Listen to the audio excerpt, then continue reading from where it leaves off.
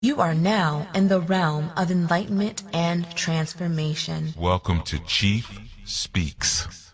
All music performed and produced by Yu-Ya. Enlightenment and transformation. Enlightenment comes from allowing yourself to journey through the dark shadows of death, the primordial abyss of wisdom's waters. For it is the treasures and mysteries that lie wait in the dark that transform us and propel us to a new enlightened state. One should neither aspire to live in the light nor the dark, but should journey between the two in order to evolve the overall reality into a self-actualized creation. Knowledge is your light as wisdom is your darkness. The bold interplay of the two in your life leads you to an enlightened understanding of yourself and the universe you've created. Male is your enlightenment. Female is your transformation. Child is your evolution. Woman, accept the light into your darkness so it may enlighten you. Man, bring your light boldly into the darkness so that it may transform you. Enlightenment and transformation.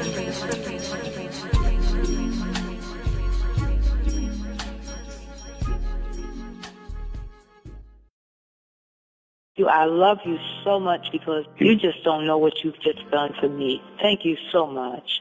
Wow. Okay. This is like the best call I've had in ages on BTR. So this show was meant for me to be able to hear today, and I'm so thankful. That's his home. Therefore, now a new pathway has now been cut in order to get to the Almighty, where there may not have been one. So the communication with them, if they have enough power and strength to talk to us, the communication will be very clear. That's one of the reasons I don't get into the current events thing too much, because it starts to become a perpetual alarm clock that we just keep hitting snooze on. I speak to the ascended masters, quote unquote. I talk about spiritual stuff, but I also speak about some very practical, we can do today things. Be as natural as you can be with your spiritual. You can't always go by your feelings, because your feelings are corrupted. Your feelings are just as corrupted as everything else, your chakras and everything else. You got to know what's beyond you, and that's why we have elders. We can't do everything. You can't get everything out of books or weekend certification. You can have the most powerful, ancient, oldest, most, as far as you know, truthful tradition in your hands. And if you still have a dirty spirit, you're not going to get anything out of it. You're not going to learn anything. You're not actually going to grow. I try to teach in a way where I make myself obsolete. That's always been my goal, to make myself obsolete. I really wanted to, kind of big you up. I think you're awesome. There's a lot of elders out here right now that want to know what's going on. They're not getting on Twitter and stuff like that, but they want to be up on the new stuff. Sit down and have some conversations with them. It's not always about hearing their story. It's also about being news reporters for them and letting them know, like, yeah, this is what's happening right now. They may tell you something about what happened in Charleston that you couldn't even. Your spirituality has to create sane spiritual family. Okay, and that family exists first inside of you. You have to express the different expressions of that rainbow coalition of spirits inside of you first. Okay, don't let communities hijack that rainbow. The problem is when we come into the conscious community, the dudes are doing the same thing that the women are doing. I just want to say that I really enjoy your show every Sunday, and my friend and I call it going to church. When we call in, we'll be like, you going to church? And I'm like, where have y'all been at? God cannot go against its own truth. So anytime you have an inkling that God is going against its own truth, then God is no longer behaving as God. So therefore, the spiritual community doesn't recognize God. You dig where I'm coming from? Or can we have a new thought? Can we step outside of the books for a second and have a new conversation about hair weaves and wigs? Can we have a new conversation about homosexuality? Can we have a new conversation about vegan eating? What are we doing? It's a good day for exorcism. Peace. Welcome, everyone. And please, of course, excuse the delay this fine Sunday. You are tuned into Chief Speaks, of course. And hold on a second. Let me see something.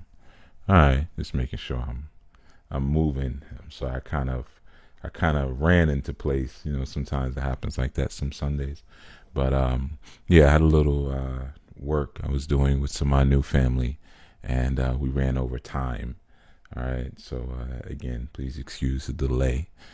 But welcome, of course. Welcome, everyone. Peace to you all.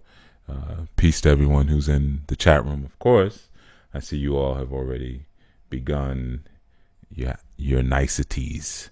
And, of course, for everyone who will be tuning in much later via the archives, whenever you get here, you know, I know that you're here. I knew that you were coming.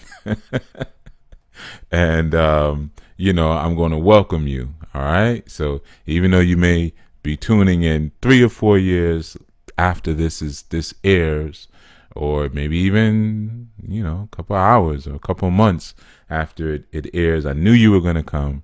And thank you and congratulations. All right. So as many of you know who've been tuning in for some time, we have monthly themes and concepts that we hold to, and we go through a journey on with these monthly themes and concepts to, you know, help us to kind of put so much of our pieces together in our thinking and in our work. And this month's concept that we're dealing with is Libra, is the idea and the concept of the Libra that we're dealing with this month. And, you know, it's important to note too that, you know, last session that we did, which was last Sunday, which is a student open panel, was you know, it was pretty good. I was very happy with the way that it was facilitated, and you know, we hit some, I think we hit some provocative points. Some of the questions that came forth, you know, such as one of the questions I posted in the chat was you know, in terms of preference, would you choose to be with you know, people of your own kind who are dysfunctional, or would you choose to be with people who are not of your own kind who are actually functional? You know, and there was some interesting answers that came forth as a result of that. So, you know, I just want to just give a little djembe riff, you know, to all those who participated and asked responsible questions and put the work in. And, you know, I want to address two things before we get into it, right? Brother I had spoken to not too long ago had kind of asked me a seemingly simple question, but he was asking it. He had a lot of fire in his belly, as we say sometimes, but he had a lot of fire in his belly, and he was asking some questions surrounding the, I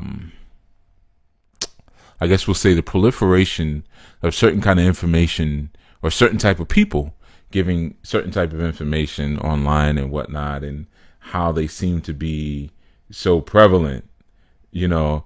And I've addressed this before, but, you know, I always have to remember sometimes that there's a lot of segments, and, you know, I may say, yeah, I've addressed this already, but it might have been like 200 segments back, right? And the person like, well, I haven't listened to that many yet, you know. So some things I find myself maybe having to repeat, you know, out of fairness, you know, for the person who, you know, for them it's a new question, and it kind of addresses. Well, let me get a little more adjusted. Like I said, I ran into my seating here after doing this, working with this family, and I actually have 3 pair of headphones on, so let me clear that problem up. All right, so yeah, so we were speaking about that, and I said to him, you know, he was trying to figure out, like, how is it that people still keep going to, we'll say, I'm trying to say this as humanely and sterilize it as much as possible, because he was really upset about it. But, you know, that's how it is when you're new to consciousness to a degree, and you know, there's a lot of emotions still connected to it. You know, when you first come into that place of growing in awareness, you know, a lot of times the journey is fueled by emotions, you know, so that's going to kind of saturate everything that's happening going forward, you know, all those emotions. So, you know, so he asked the question, and he was saying, you know, what's up with, you know, all of so many people giving all this basically whack information, but they seem to be the ones that are thriving in a sense. And the explanation that I gave him, I'm going to share because it's come up several times. Sometimes when I'm just speaking to people casually or get to meet a student for the first time, they're always like, man, Chief, like, I can't believe, like, I might say something and they'll be like, man, this should be like, more people should hear what you're talking about. And I always say, nah, enough people are hearing it. People who need to hear it are hearing it. It's cool. So it comes up often. But what I said to him was, a lot of times real base level and kindergarten information becomes what goes out into the ethers the most, or I guess into the internet communities, or even just into the streets the most, because of people's inability to work together. So what I meant by that, I was saying, like, okay, let's say you're coming into consciousness, right, for the first time. I'm still adjusting here, everyone, so give me a moment. So you're coming into consciousness for the first time, and you pick your angle, right? Because there's so many angles. You're a history person, so you want to start getting into, who built what, who started what, who conquered who, whatever. That might be your angle. Or, maybe you're more into the magic of it, right? So you want to learn about the different spiritual systems, things like that. Or maybe you're more into the new ageism of it, and you want to learn about thought and parapsychology and things like that. So, whatever your angle is, right? Well, the thing is, and they're all valid. No one, no one is greater than the other, though some people may tell you that, but, or your angle may be wealth. You want to learn about, currency and economics and how to build, generational wealth. Maybe that's how you come into consciousness. It's all, like I said, it's all good, right? But what happens is that because a lot of us grew up with a lack of community, right? We'll come into a situation like that, and each one individual has their own agenda, right? So it's almost like the Tower of Babel, where each person is speaking their own language. So let's say, okay, I wake up one day, I may watch a movie or something, or somebody says something, I have a good conversation, and I find out that I've been kind of sleepwalking my whole life, and now I want to get into it, man. I want to know what's going on out here in the world, right? So what I do is I say, okay, well, let me start studying. Let me buy some books or some lectures or some, video downloads or whatever it is, but I want to get into it, right? So what happens is, because I'm a newbie, you can't feed a baby milk. I mean, a baby meat, you got to give them milk. So I start with milk, right? And the milk may take me years to really be able to process, right? So meanwhile, while I'm still sitting there processing milk, a new wave of people come in who waking up, because new people are waking up every single day, right? And everybody's looking for the milk. Everybody's looking for step one, because they don't necessarily want to come under the authority of someone who's at step 10.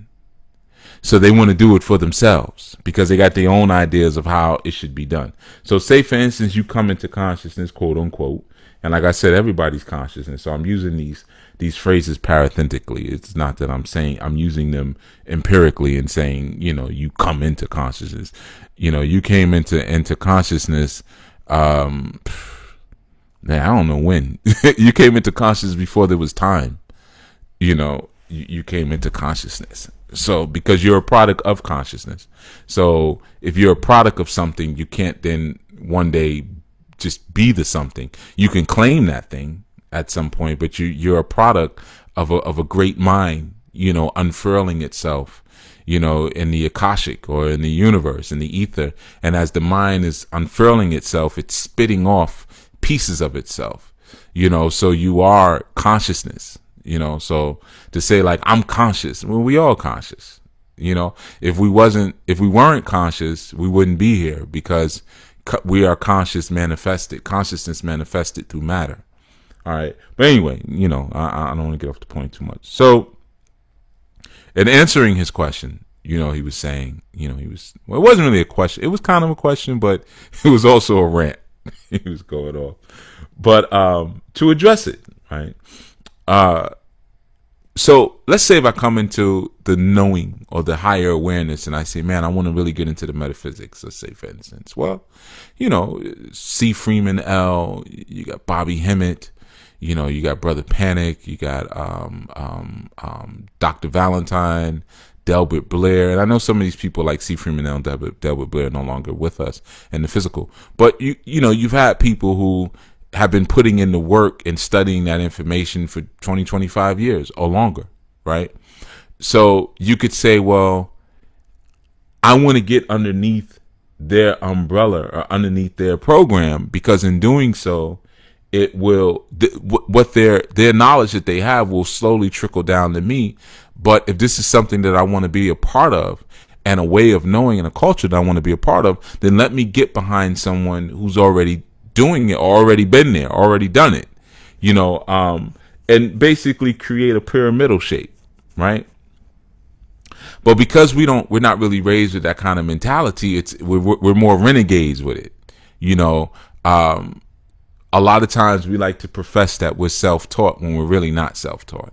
I've had people say that to me before. People who've been studying with me for years. Well, it's tough being self-taught. I mean, one time a brother said that to me, and I looked at him like he was crazy. And this guy used to email me literally like every 2 days with another question. Hey, Chief, what about this? What about that? And I would answer his emails all the time. And from the moment he said that, I stopped answering him. And I said, I'm going to let you see what self-taught is. But, so my point is, so you come into that type of culture or that type of awareness in terms of, you want to learn, but you say, okay, I'm going to be a renegade, right? So as a renegade, you got to be taught, you have to start from the basics again. So it opens up a whole market because it's a demographic unto itself. It opens up a whole market for people who don't really know anything. So let's say you're at step 1, and then somebody who finally got to step 2 figures out, hey, wait a minute, I can make some money off of this. I can get online and sell little things and tell people I'm a priest or a priestess. I'm only at step 2, but heck, what do they know? They only at step 1, right? And I can keep feeding them basically regurgitated information. And they don't know because they're not around, or they haven't really they haven't humbled themselves under any real type of teaching. So they don't know the difference between what's regurgitated and what's original. They think I'm coming up with all this stuff, right? So what happens though, what keeps people like that, we'll say in business, right? Because this was the bulk of the answer that I had to give the brother. What keeps people like that in business is that there's always new people waking up. There's always babies coming forth like every single day. So every time there's a new baby, this person who's giving baby information has a new crop of people to teach. And it just keeps going on and going on and going on and going on. And even though the people that they've taught may now have some of that information, they may not go to step 3 because the spirit of humbling yourself to a better teacher has not been instilled in anyone. So now you just have this big blob of people who know a little something, but have no direction, because that person who's further ahead would have been the point of the arrow. Think about the unfinished pyramid on your dollar bill without the capstone, without that macabre, but without the capstone. We'll just say that for now, right? So the capstone is what gives it direction. On a dollar, you have the all-seeing eye. We'll give you the direction, but so you have all of these bottom parts of the pyramid without the actual angulation of this is the way that we're going. We're going this way, or we're going that way. We're doing it that way. We're doing it that way. So you just have that big bulk of people with no direction. So there's a market, for that. There's a market. You can jump in the middle of that intellectual slum and start selling more information, but never give any direction because you don't have it yourself. Right? Now, the people who do have the direction, the people who are vibrating at a higher place and are sharing that, they're the smallest people because remember, they're the point of the pyramid. They're the capstone. That's the smallest part. The base is the largest part. You know, so people will look at the largest part and say, well, I should be over there because, you know, the Western culture, bigger is better. Get more bang for your buck. You know, why get the little hamburger when you can get our triple decker hamburger for just 50 cents more? You know, so it's that type of mentality as opposed to saying, well, no, the leader may have a smaller following because we're living in a culture where people don't want to be led. You know, they want to follow, but they want to blindly follow. They don't want to be led by people who are actually informed, because people who are actually informed will cause them to truly wake up. But you can follow kiddie information and still stay asleep. And you never have to feel the pains and the discomfort of having to be shook awake, you know. So that was the answer that I gave him. And like I said, it's come up a couple times. I said, man, you know, I'm going to address this for a second. Because we had a good conversation about it, and he understood when we were done, but he was real fiery about it because he just said, you know, there's a lot of BS out here, and people, like, you know, I don't want to throw myself in it too much, but he brought it to me for a reason. But he just said people who are out here really giving the real stuff, you know, don't have a tenth of the following as basically the con artists. You know, he used other words, but I'll just say the con artists, you know. And that was the explanation that I had given them. They're not raised to follow authority. They're not raised to follow real light. You know, everyone's raised with this ambition to leave my mark. I'm going to leave my mark. You know, they're not looking at someone who's already left some of a mark and saying, well, I'm going to make this groove even deeper. You know, I'm going to continue the work, basically. You know, my ancestors had the pitchfork and they started digging in, and now I'm going to come in with, you know, maybe a more advanced pitchfork. You know, I got the jackhammer now, and now I'm going to use the jackhammer to go in even deeper. People are not really raised with that type of thinking, you know, so as a result, you get what we see today. A lot of whack, for the most part, I have to say worthless information, and everyone just staying in first gear. No one's able to kick it up to second gear. So you got a bunch of informed people, but they can't seem to get their life together. You know, and it's because they're trying to do it themselves without a guide, without an advisor. And when you start speaking that language, they're so suspicious. They'll say, well, nah, I'd rather do it myself. You know, or like I've spoken about before, sometimes I'll sit there and I'll break something down. I'll break it down every which way it could be broken down to someone. And then after I finish speaking, they'll say, yeah, I'm going to have to figure it out. I just figured it out for you. But they don't want to humble themselves and be vulnerable enough to say, yeah, you just taught me that. Or yeah, you gave me what I needed. People are afraid to be that vulnerable. So they'll pretend like they're still the ones being self-taught and figuring things out. But meanwhile, you're helping them left and right, you know? So it is problematic. And, you know, even as I speak about it, I envision and I picture some of you that I know who are going through some challenges, you know, in that regards. And it's because of that mentality. Is a lot of times there's a lack of humility, you know, or you want to tell the person teaching you how they should teach you. I learned better this way, or just tell me this, just tell me that. No real teacher's going to teach you after you act like that. You're on your own. You know, so sometimes that can also be an issue. So you end up being left with all these snake oil salespeople, you know, these little scraggle daggles that are just be still teaching you the same garbage. Every video is the same thing. They're coming for us. A new portal has opened in the cosmos. Prepare for the shift. You know, it's the same corny information. You know, I mean, what happened in 2012? Nobody's even talking about that anymore. You know, everything was supposed to be over then. What happened? You know what I mean? They just skipped past it. All right, new thing. You know, of course, I'm sure there's going to be 150 videos on the situation right now in Houston, Texas. Of course, that's going to be a sign from the ancestors. And it's not, you know, it's just, You can actually raise your IQ. You can. If you have a low IQ, you can actually bring it up. So you don't have to stay there with low IQ information and keep getting tricked and fooled unless you want to. And every time somebody dies, it's a sign. People die because it's a biological function. Your body's going to expire. It started expiring the moment it was created. It was breaking itself down. So the next time somebody dies, it's a sign. Not people are unhealthy. People don't eat right.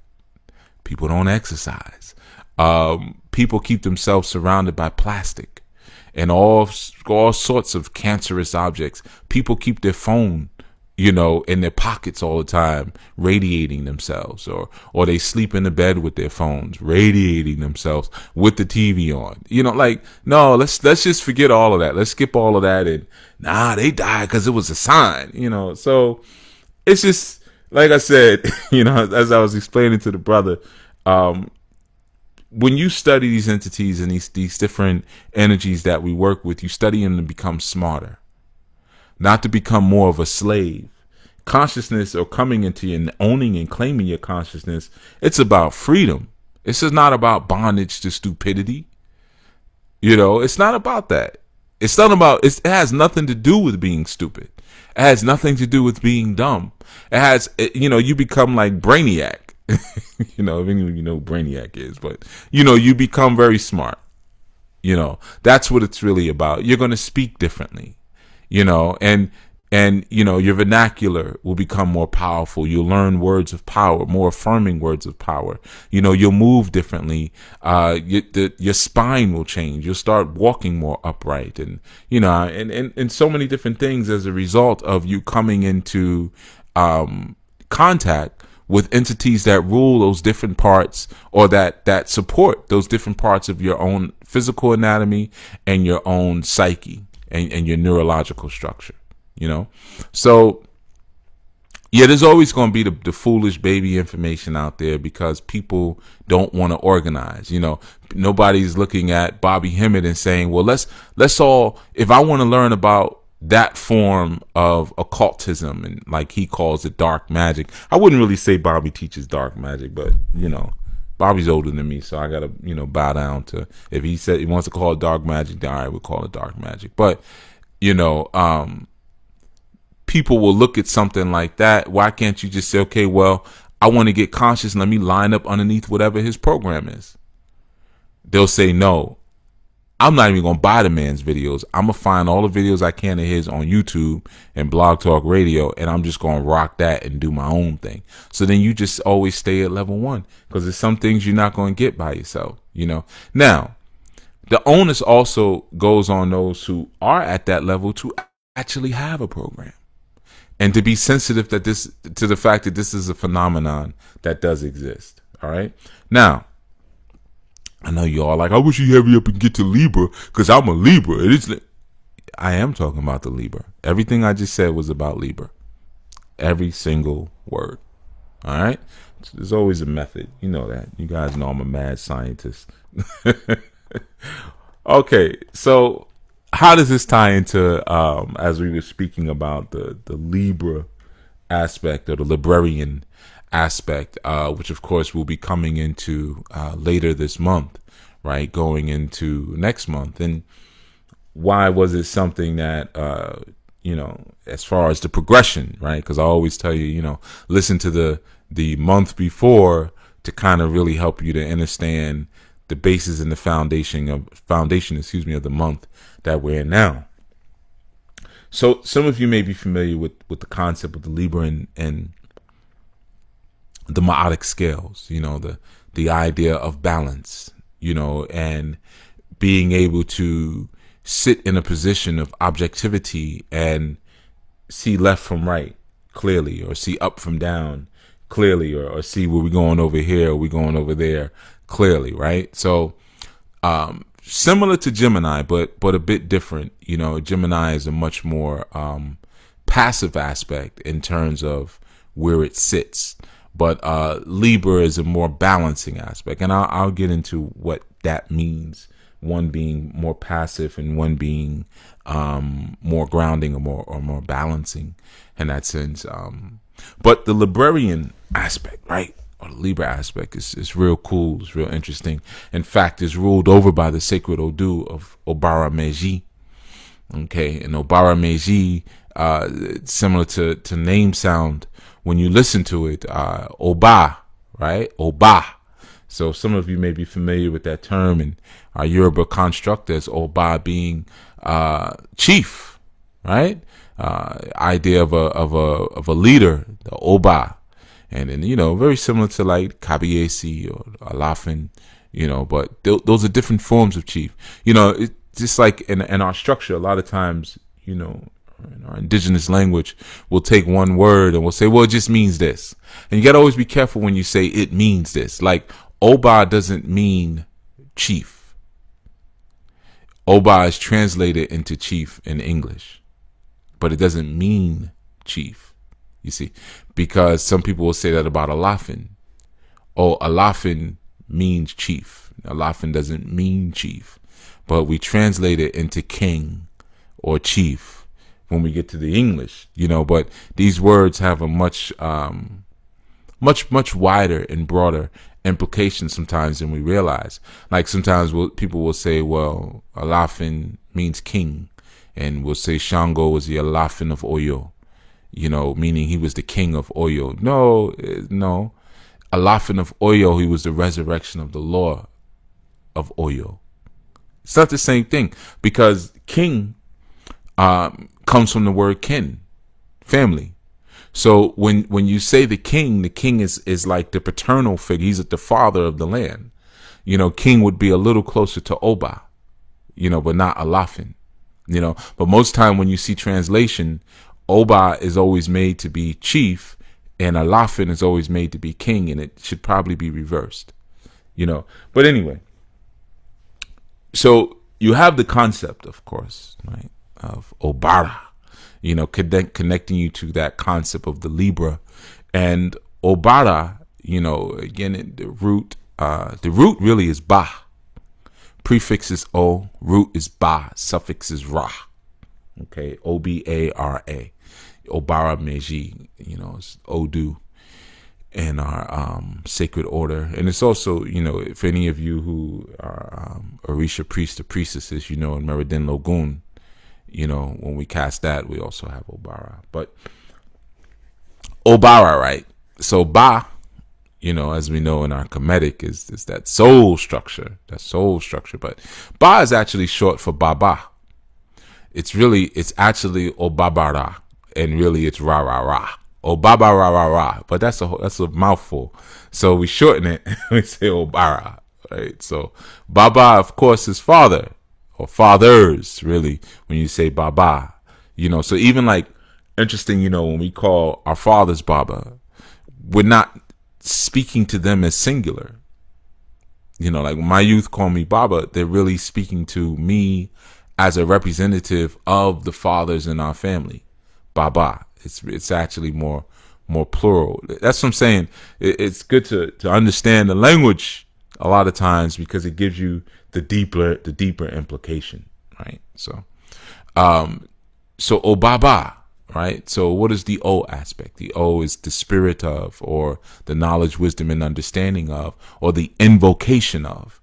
So when we say Obaba or Oba, we're saying I'm invoking the fathers. I'm calling the fathers. I'm invoking the fathers. Or Ra, right? Ra is what? Ra is to put, but Ra is also lightning. Okay, a shortened form of lightning. It's there's more to it, but I'm making it simple because I don't want to focus too much on the Odu, right? Because this is not an Odu class. But Obara, as we symbolize it in our Yoruba, symbolized by a rope. Why a rope? Because a rope represents all the things that we connect ourselves to in life, all the things that we attach ourselves to in life. It reminds us of the communal aspect of life. That rope is our how we look at a lot of times the concepts that we hold on to in life that need to be clarified. That's the lightning aspect of Oba Ra, The lightning is the clarification. That's that Shango clarification where you figure out what's what the heck is this and what the heck is that.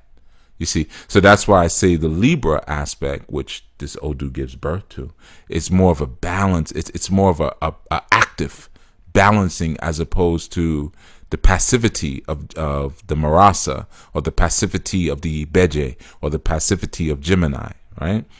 So with this particular one, and I'm gonna keep it light because the first Sunday segments, I always try to just slowly bring you all in. I don't want to give you too much because sometimes that scares people off. It's been my experience. I start talking and getting into it, and then kind of the glaze goes over the eyes, and then it's like, oh goodness, they're gone. I lost them. They're gone. Flat line. Beep. So I learned to kind of create motion mid-month. I hit a crescendo, and then we slowly bring it back down, concluding with the student segment. All right, so we're gonna keep it the same way. So I don't want to go too crazy on you all. All right, and anyway, so we have that attachment a lot of times to concepts that need to be purified. So we find out, even though that the librarian aspect is an air aspect, and usually when you're coming into any tradition, it starts with water. It's a birthing of water, that nun, but that water aspect. So like, if I wanted to get saved, let's say if I finally, said, oh, y'all can't hear me. I don't know if some people can hear me. I don't know what's going on. I think you probably just need to refresh your browser. You're probably listening from your phone, so maybe close the app and go back into it or something. I don't know, but I think I can be heard. I think I'm okay here. Yeah, because there's some people saying that they can't hear. I notice YouTube does that sometimes, and it seems to do it most often on Sundays. Because when I was doing the Monday through Friday, it was fine. Other day, I think Blog Talk used to mess up there, but Sunday, I guess that's when all the churches. I'm in the way of the church. I'm in the way right now, But so yeah, man. So like I said, let's say this: if I decided to give up all this heathen nonsense and finally go and give my life to the Lord and accept Him as my personal Lord and Savior, and get on one knee and confess with my tongue, and all that other stuff. Then it would be a process of the water. I'd have to put on a smock and, have somebody hold me underneath the water until they feel like I'm good and dead, then pull me back up when I'm ready to be, reborn again. Right.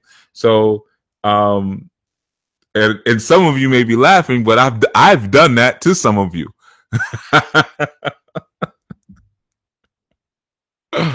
There's a lot of similarities in the experiences that we may go through in the church and some of the rituals that I've done with you with some of you all in the name of Ifa and Orisha and the Egungun.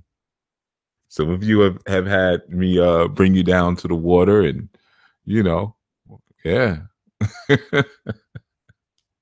But anyway, so if I decided to do that, it begins with water usually, right? But what's interesting about the aspect of Libra, it's a cleansing of that comes through rebalancing. Sometimes we don't look at achieving balance in our life actually cleanses us. Now, of course, like I said, it's always good to be mindful of the segments that come before, because last month we talked about mating, right? Even though the end of the month segment, all y'all talked about was sex. Sex and marriage. I don't know. Y'all whittled my segments about mating down to, well, if your man wanted to have sex with another woman, which I was like, man, what the heck? Well, it's all right. You take away what you want to take away. But so we were speaking about the mating aspect, right? So obviously, when you're talking about mating, the first thing I said, I think it might have even been that first Sunday, I had mentioned that the word mate just means to match. So you're looking for matching, So a lot of times when we think we're mating, we're not really mating. Just because I can take my staff and put it into a woman's yoni, it doesn't mean that it's a natural match, because that's only a physical interlocking, but there's other parts that I have to interlock with that individual. Like I had spoke about the 9 parts of the soul, that come into play. Are we soul interlocking, or did I just stick my ding dong into her, her cooter? So it's 2 different things going on there, right? So you start to understand there, with that concept of mating and connecting, and conjoining in that sense. It's actually a form of cleanse. I don't know. I bet some of you have experienced this. After a real good mating session, and I'm not speaking about just sex, because I know I have a lot of sex addicts who, I found that out last Sunday. A lot of you are sex addicts. All right. So I'm gonna just put it out there. It's the 4,000-pound gorilla in the room. Yeah. A lot of you are sex addicts. All right. So, I'm not just talking about sexual activity. I'm not just talking about sexual activity, but, I'm speaking about mating in the sense of you just had a match, things just came together in a way where there was an interplay with you and an entity or a person or an experience that you match with. Sometimes it could be a teaching session. You're a perfect student and you're standing in front of a perfect teacher, and it just feels good. It's just working. It's a symbiosis that's going on there. Sometimes it happens in the kitchen. I've had that experience sometimes underneath a car, working on a car with somebody, and, we grooving, it's cleansing though. You ever notice how you feel afterwards? Sometimes even after a good teaching session, and I've experienced this, man, coming down off of a podium or off of a stage or wherever, having this feeling like I just finished crying. There's no tears in my eyes, there's no water or anything, but I have the same sensation of I just had a, Brian McKnight moment. I just had my last cry, because there's a cleansing that occurs. There's a flushing and a purging that occurs in that experience. Very similar to when you're mating your spirit and your will to do with your body, like when you're working out. And then when you finish working out, you may be sweaty and funky, but something about you feels clean, because there was an interplay between your spiritual means and your human means. You telling your body, you're going to do this other push-up, or you're going to do this other quarter mile, or this other lap on this treadmill. You're not going to stop. You're going to keep going, whatever it is that you may have, been doing. So in that sense, you find that mating becomes a actual process of purification, very similar to, again, like when we're going to the water, we're joining ourselves to a new tradition or a new belief system or whatever it is that you may call it. There's a purification that happens as a result. A lot of times with spirit and flesh now get on one accord. They get on the same page, right? Well, this is the value of the Libra, right? Believe it or not, this is the value of the Libra. I know a lot of times when we talk about Libra, and there seems to be like a flakiness, and yeah, they do tend to be a bit flaky. Those who are still trapped in the confines of Libra activity and the Libra personality, if you have not grown past it, yeah, a lot of times indecisiveness will plague you, and maybe a little flaky, and I can't figure out what to do, so I'm just not going to do anything.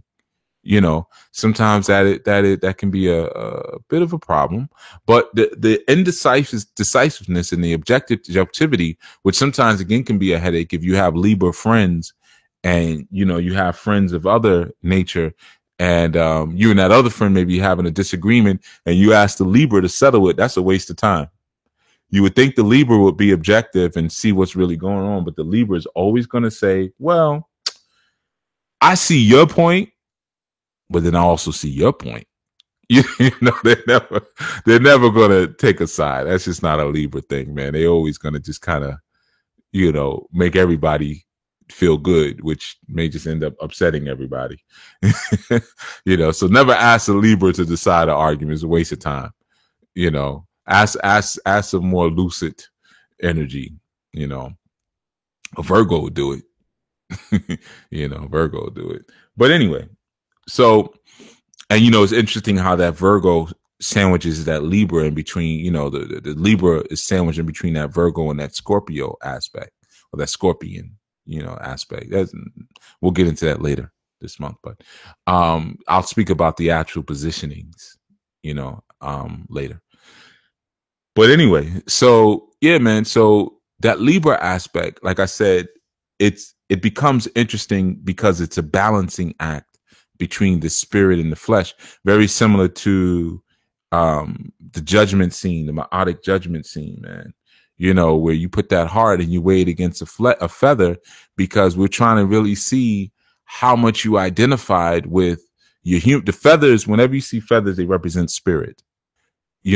So that's what the feather represents. There, it's the spirit nature. So, and your heart, is supposed to be your point of indifference. It's your fulcrum point in the world. Like the Libra is the indifferent point between Virgo's nature and Scorpion. The Virgo, the virgin, is a nice one, and we all know Scorpions are mean as I don't know what. So it's the balancing point between the two of them. And that's what your heart is supposed to represent. It's a balancing point between your higher spiritual nature, those upper chakras, and your human nature, via those lower chakras, right? So we measure that against a feather to see what's happening. And if we find that you've leaned yourself more predominantly, or you've put an emphasis on one side more than the other, well, we got a problem. Because that means you took stuff too serious. You just took it a little bit too serious. You leaned on one side a little bit too hard, in that sense. So, you see those scales, like I said, utilized in that judgment scene as being, of course, a key factor to understanding how sometimes our oppositions, our resistance to temporal notions can create an instability in our actual nature, our actual spirit. They can create an instability that carries over into the next world. So we become an unstable apparition, because we didn't understand how things worked on the intellectual plane, and we didn't understand how things worked in that dynamic spiritual plane. The beauty of that objectivity is that in your Libraic aspect, which again, of course, where we get the word liberty. And I think I did a segment some time ago, Liberty or Death or something like that. I think I entitled it. Well, that's what the meme said. I don't know if that was the title of the segment, but I think it was. But I spoke about what liberty actually is. And I think I also referenced Libra in there as well. I don't remember everything I said, but, it would, check it out. Probably give you some more balancing understanding for what it is that we're talking about. But, anyway, like I spoke about, that Libraic aspect, it's untamed. See, that's the value and the beauty of it, because in order to stay objective, in order to stay balanced, you have to be unbridled. You have to be untamed so that your thoughts and your ideas are your own. Your perspectives are your own. You're not leaning too hard on any type of guilt that's instilled in you by the world consciousness. The world consciousness tells you right now, let's see, Houston. People dying in Houston. I got to do something about it. And you don't really care. A lot of you don't care. I've said stuff like that before. And people say, I care. All right, jump in your car and get over. Go get on down there to Houston. Help out. Well, I got to go work tomorrow. And my car ain't acting right, man. I don't know if we can take that trip. Right. Well, send some money. Well, I would send some money, man, but you can't trust none of those charities, man. They don't even get the money to people. Right. How much do you really care? But the world consciousness tells you that you're supposed to care, and that you're supposed to feel sad and guilt and cry and be angry and all of these different things. And if that is how you feel, cool. Like, take it there, go there, alpha cry, be the best mourner that you could be. But the unbridled aspect and the untamed aspect of your nature calls for a more authentic expression, as opposed to that paradoxal, interplay between me being honest and me caving into the pressure, if you will, of what that consciousness tells me. Sometimes with that Libraic aspect, when it comes alive in us, we become very guilty about some of our frankness, some of our blunt honesty. We start to feel a certain measure of guilt about it, because we always feel like we should be staying within that balancing point. But, the Libraic aspect calls for intensity. And it's a very interesting sign, because it calls for an intense pause. You see, because in that moment, like when you have that rope again, like the Barameji, right? But in that moment, you're really making some clear distinctions between what I'm using and what I'm doing and what's completely worthless, what I don't even need anymore. What needs to go, what needs to die, you see? And that's part of that beautiful interplay between that masculine and feminine principle. The masculine, and it kind of shows you sometimes how sick we are sometimes, or how sick our culture is. Because if you look in many senses, right, women are the ones who hold on to everything, Now, of course, because they're watery energies and earth energies, and these are places where you bury stuff or you throw stuff in the water to keep, take that, because some people have the notion that once it goes in the water, it disappears forever. Sometimes even adults and children do that, man. They'll put anything down the drain. As long as it goes down there and it looks like it flushes, they think it's gone forever. They don't realize, like, no, it's in your pipes now underneath your house, just waiting to, add to the clog, So sometimes we have that same idea, when it comes to the feminine nature, and they tend to hold on. And the masculine principle tends to always be willing to go get something else, go get something new, let go, forget about it. Forget about it, go on to something else. And again, that's an actual reversal of the true chemistry and nature of those particular dispositions. It's actually a reversal.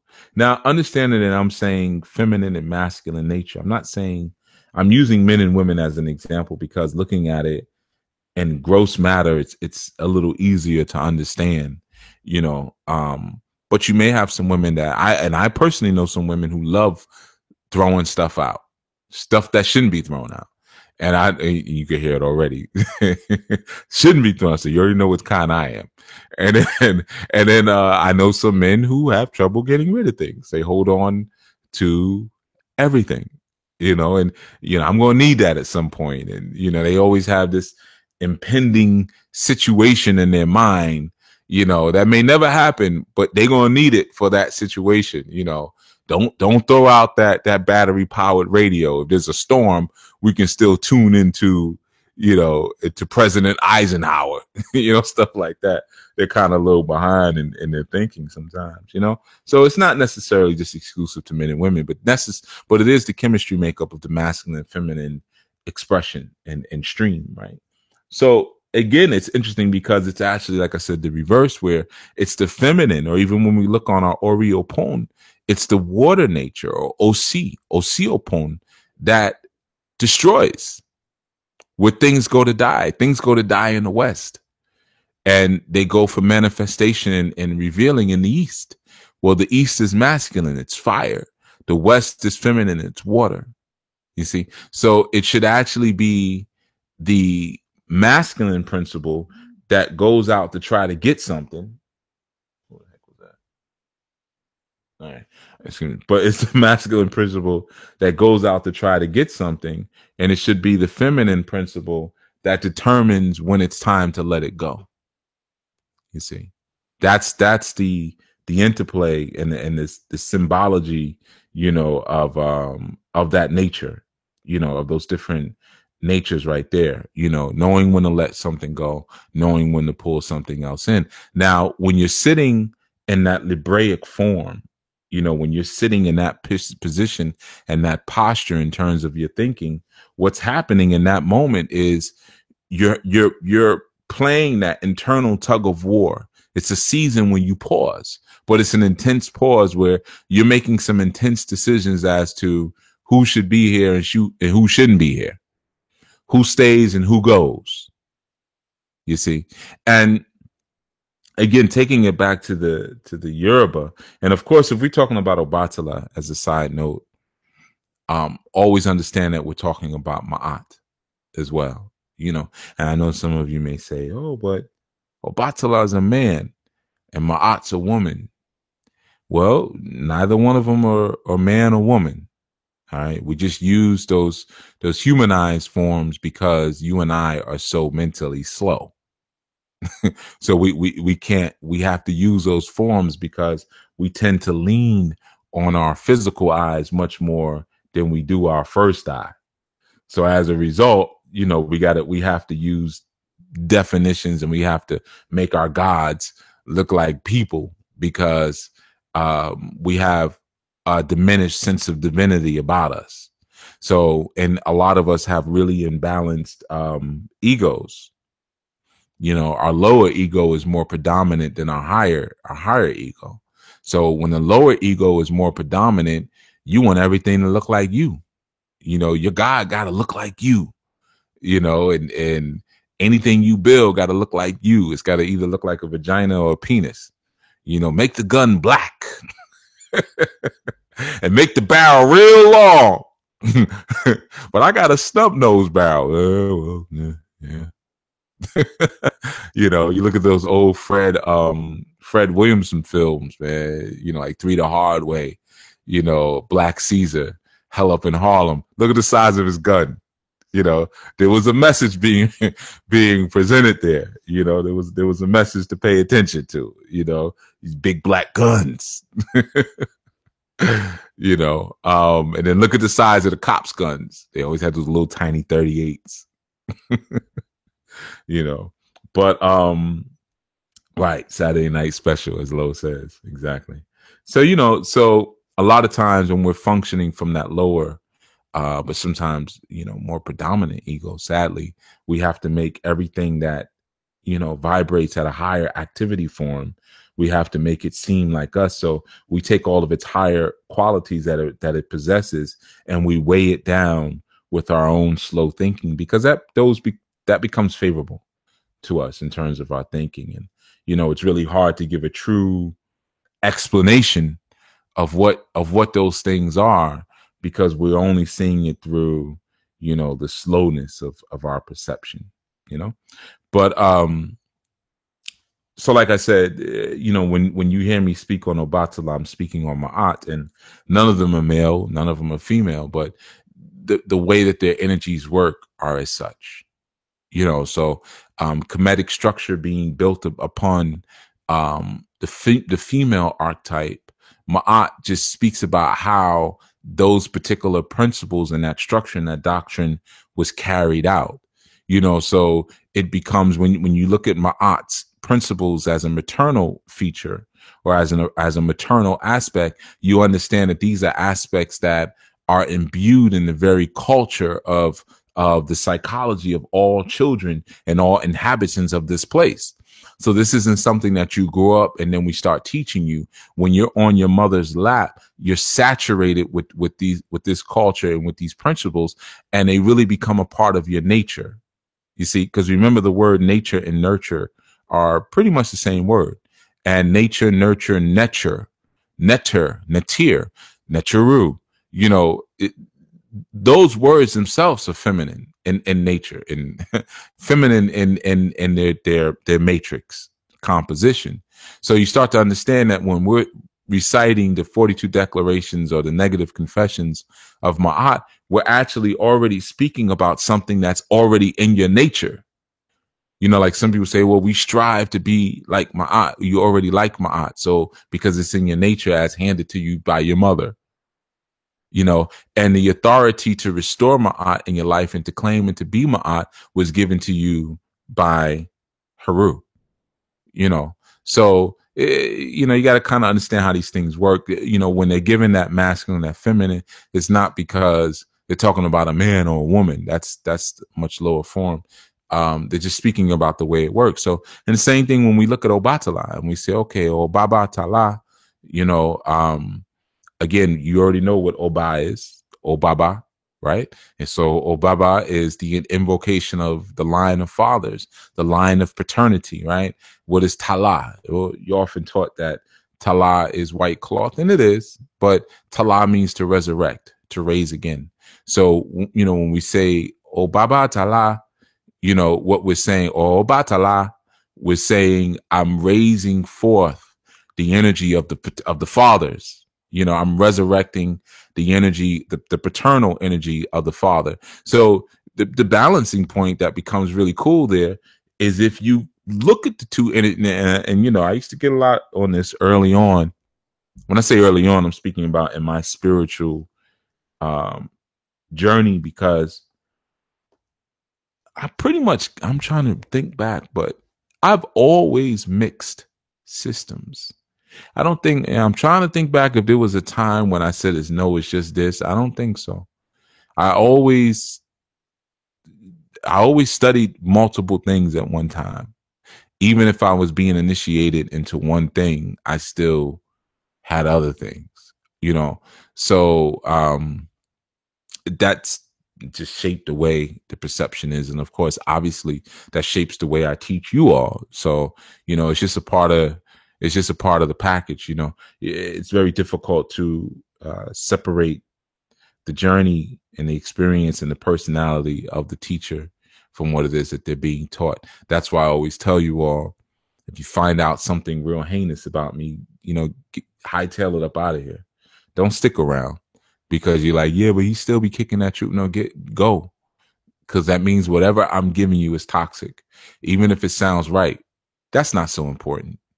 Because, you know, some huge things can be done with wrong information if you're in agreement with the spirit of the person. Right? Look at the Ma'afa. Look at chattel slavery. You had a bunch of people who agreed upon the same thing, even though the information that they agreed upon wasn't factual. It wasn't truthful. It was a complete lie. But you had a bunch of people believing it, so they rocked together and they got some stuff done. So, you know, if you find that there are anything that comes out about my, and I'm saying me, but any teacher, you know, anybody who purports themselves as being more advanced than you, and I'm saying it, yes, I'm more advanced than you guys listening. All right, so I'm putting myself there on the chopping block. I am more advanced than you. So now the moment that I say something like that, or I present myself in that manner, there's a different kind of responsibility that I should be required to hold. And even if you don't hold me to it, I hold myself to it. You know, there's a different kind of standard. You know, so sometimes what happens is when people get caught up in nonsense, we'll say, oh, well, you know what? That's why I don't worship anybody, because we're all human. Well, some of y'all are human. I'm not human. So y'all can keep that human crap to yourself. But aside from that, but if I stand in front of you and I'm saying, hey, everybody, you know, over here, I found a way out, then, you know, my credibility has to be confirmed first. If I'm a notorious liar, you know, and I've been caught in lies, and then I point the way as a guide and as a compass, that's all I am. You know, the movement is that's on you. All I can do is say, all right, for what you want to do, it's over there. For what you want to do, is over there. For you know, compass has different headings on it. Everything ain't always going upriver. You ain't always going north for freedom. You know, sometimes you got to go to south. Sometimes, you know, you got to go to the east. Sometimes you got to go to the west or southwest or wherever. So, you know, the guide points you, but you have to make sure that the compass has integrity, right? You ever had a cheap compass I don't know if you guys ever done it, but ever had a cheap compass in your hand and a real compass? I have. You know, you like, what? They ain't even pointing in the same direction. You know, one may be pointing to magnetic north, but there may be some interference, man. There may be some still around, or, you know, there may be a lot of concrete. Sometimes that throws it off too. You know, so it's not really, and then magnetic north changes too.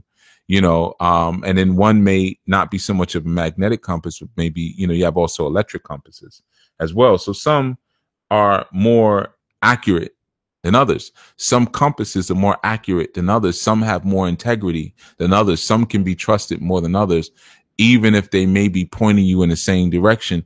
A couple of degrees off could, you know, you might end up in the tundra somewhere, and you were just trying to get to Albuquerque. You know, so it's the same thing in your learning, and when you're studying with someone. Credibility and integrity is very important, you know. And again, like I said, I hold myself to that standard, and we all have skeletons. You know, everybody got everybody got some skeletons in their closet now, myself included. You know, we all started somewhere. You know, I didn't come out with a beard. Well, I did have a beard when I was born, but you know. Everybody didn't come out, you know, as they are today. You know, some of us had different kind of roads that we had to you know, go through in order to get to where it is that we are. And in most instances, the most profound lessons are learned through our mistakes. You know, so a lot of times we can cite the victories. We'll look at someone's life and say, man, you know, they've just been hitting home runs out of the park, you know, their entire life. Well, that person probably, you know, can't take a punch, you know, and I'm saying proverbially, that person may not have the strength, because a lot of times what we're looking for in leaders and coordinators and chiefs and teachers, those qualities that we're looking for came with a lot of pain, and it's pain that we didn't want to go through. So we appoint someone as almost like a sacrifice to go through the pain. You know, I used to always say that, even with like all the years I studied martial arts and stuff, you know, it was for my people. I never studied it for myself. In the beginning, it was fun. It was cool, you know, but then, I mean, I got crooked fingers to this day. You start getting them jammed fingers, and, you know, you see somebody hit you so hard in your nose that you can't see for for about 10 seconds. Everything goes dark. You got canaries flying around your head. And, you know, I remember that happened, you know, one night in the dojo. I got a real bad cut over my eye, man, fighting with this brother, man. He had these crazy kicks, but he must not have no woman in his life, man, because he had these claws on his feet, man. He had the longest, sharpest toenails. It looked like he was hanging out of trees at night. He slept, you know, upside down in the trees. You know, he had these, and he kicked me, and I didn't block properly, and he didn't get me, but he grazed my head, and his toenail ripped the crap out of me. And it was blood everywhere, because, you know, there's a lot of blood vessels in the head. So a lot of times when you get a hit in the head, it bleeds like crazy, but it may not be that deep, you know, but it's all those blood vessels are popping, you know. So it was blood, like it was flying out of me. So I ran to the bathroom and you know, cleaned up and everything like that, and didn't have a Band-Aid, but I had some tape in my bag, and just put some tape over it and came back out ready to fight. And later, you know, another brother was like, damn, man, I thought you would have went home or something. I was like, man, I ain't doing this for me. You know, and I explained to him, like, I'm doing this for my people, you know, so I'm the sacrificial lamb. I'm learning these things so later I can teach them, which of course years later I went on to do. But it's that same nature that you have to look for in your teacher, one who has gone in the light and one who's gone in the dark. Yes, I'm still speaking about Libra. You thought this was you see, you thought these were sides. No, we're still talking about the same thing. So it's that intensity where you go so far in each direction. It's that unbridledness and that untamedness that you go so far in each direction that you're now able to make some more sane and balanced decisions. in that sense, right? So that Libraic aspect, when we're ascending through that particular, thing, where we're looking to combine in harmony the elements of what we know or what we be in our purpose, and the elements that we put into action for our purpose. And we're looking at the things that need to be starved out, and we're looking at the things that need to be fed. Okay, so it's a very interesting kind of pause that we take in this season, right? So, it coincides with the mating aspect, because again, both things have to be present, you see. So we might, a lot of times in our journey, which is sad, it's crazy and sad, we're always looking to add, we'll learn things and we keep all these concepts, but we never really scrutinize them and review them. Like, for instance, is it time to stop listening to me? Is it time to throw this whole I knew experience out and go to something else? Is it time to say, thanks, Chief, appreciate it, I'm out? Is it that time? Right? We look at the things that we're doing, and sometimes we create this hoarding effect because we're just constantly taking and taking and taking and taking and taking and taking it without realizing what is necessary still for the journey and what isn't.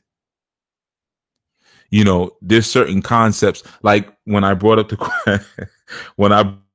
question last session about, if you would marry yourself into a family that may not be of your ilk. And let me make it real for you, because I use certain terminology to make it universal, because I have all kind of people that listen. But let's just say it the way I know most of you are picturing it. If you're a Moor and you meet, let's say if you're a Moorish guy or you're a Moor woman, and you meet a Nordic female or a Nordic male, and they're balanced and they're good, everything's fine, they're functional, would you choose them over staying with your own kind as a Moor or as a Nordic person, but your own kind and their family may be completely dysfunctional, and they may bring a whole lot of turmoil into your life to the point that you can't even get your purpose accomplished? Whereas with the Nordic, you can get your purpose accomplished.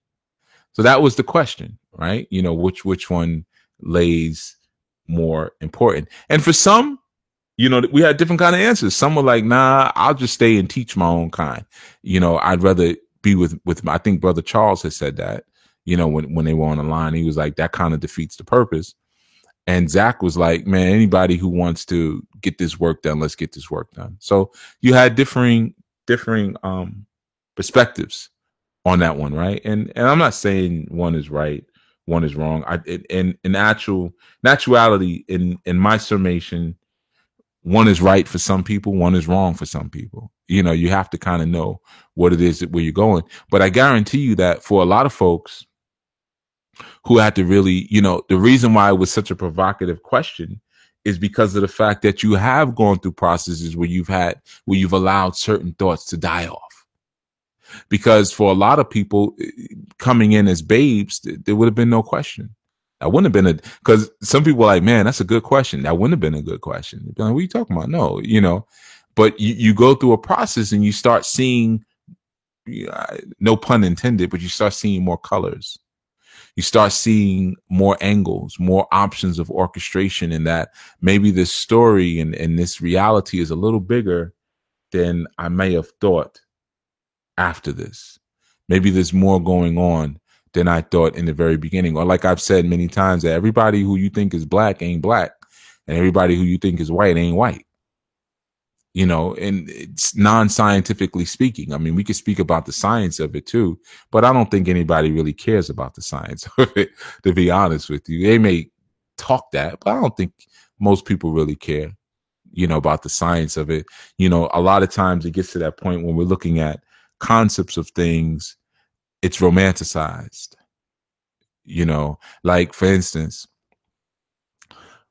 for those of us who are melanoid, we feel compelled to click the like button on anybody who is of a darker hue who is of our ilk and our kind, who talks about being darker to berry and black is beautiful and look at my beautiful melanin and all that. We got to click like on those, right? Because we have a history of, that being shunned and shamed, not only by others, but even people in our own community. So sometimes the first thing people say, even if they're cracking jokes, oh, you black ass, man, take your black, the crispy, so sometimes that element is there.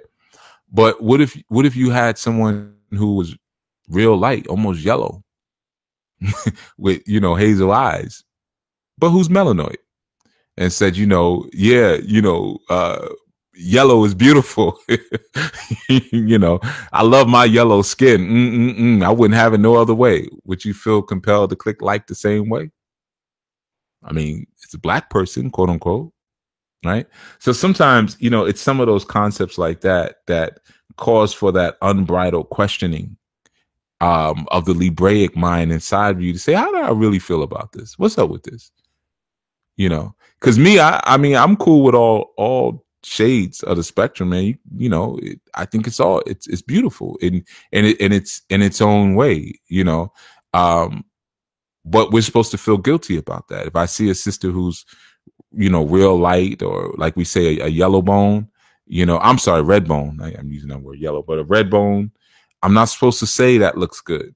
I'm supposed to look at Lupita and say that she looks good. Just, because that's where we're at with it. But I show you the insanity of it. And I brought this up recently to someone, and I said I wasn't going to say it, but I'm going to say it. Heck with it. And I said, looking at that same question that I asked in the chat, and again, I'm not trying to sway you all either way. What I'm really just trying to do is provoke you because it's Libra season. And Libra season is that season of provocation, that you really look at what concepts you still need and what concepts you don't. That's the science of Obara Meji. But so many people speak about the problems and the ills of, especially who are melanoid, of Caucasian people, and, swirling. That's a term that they use too, man, how much they hate swirlers. And, you always run into somebody of the other nature, and you run into white people and this, that, and that. And there's a whole big issue with it. And no, I would never mate with no white person. And, we got a lot of fly little phrases that we use and stuff like that, and all that other stuff, right? But does that mean you still want to support Colin Kaepernick? Because I mean, he is a product of that thing that you're saying that you would never do, and you're so totally against. Would you still consider him a black man making a stand and being discriminated against because he's a black man? Because I guess he wouldn't be black really, because right, he's mixed. So should you still be rallying behind him? Or if we took a look at J. Cole, I love J. Cole's music. His mother's white. Do we still want to pump J. Cole? Because he is a product of that thing that we're saying we're so against. How about Bob Marley? Right? Bob Marley even went so far as to have a baby. Damian, who don't love Damian Marley? Come on. Damian Marley is 3/4 white. Bob Marley went and got with Cindy Breakspear and had a baby with her. But he was half white, so that was fine, right? But we love Bob Marley. Or do we not love Bob Marley because he's half white? And we got a problem with that, with race mixing. So do we throw everything out? Do we throw the baby out with the bathwater? What about Lenny Kravitz? A lot of you women love Lenny Kravitz. Women love Lenny Kravitz. He's an older guy now, but y'all would still do him. You love Lenny Kravitz. Kravitz, he's a Jew. His pops was a Jew. A so-called Jew, but anyway. But yeah. You still like Lenny Kravitz? What about Lisa Bonet? Right? Alicia Keys. So what I'm saying is that, and again, I'm not trying to just, upset anyone, anything like that. I don't really care. But, what I'm saying is that through that Libra season, we have an opportunity to look at the concepts. See, that's the key there, the concepts that we hold on to. That's the Obara, the rope. And we start to look at the concepts and determine if they even make sense. If they're holding us back from where we're trying to be, or if they are helping us to propel ourselves into where we're trying to be. Because like I said, sometimes there's that paradox between what makes sense and what doesn't make sense. And I'm going to just say it straight up. It doesn't make sense for you to support J. Cole, Bob Marley, and Colin Kaepernick if you are against interracial mating. Then you got to throw them out with it because they're a product of that. And all the other ones that you can list, all right, even all the ones that's passing, you got to throw them all out if you're against that.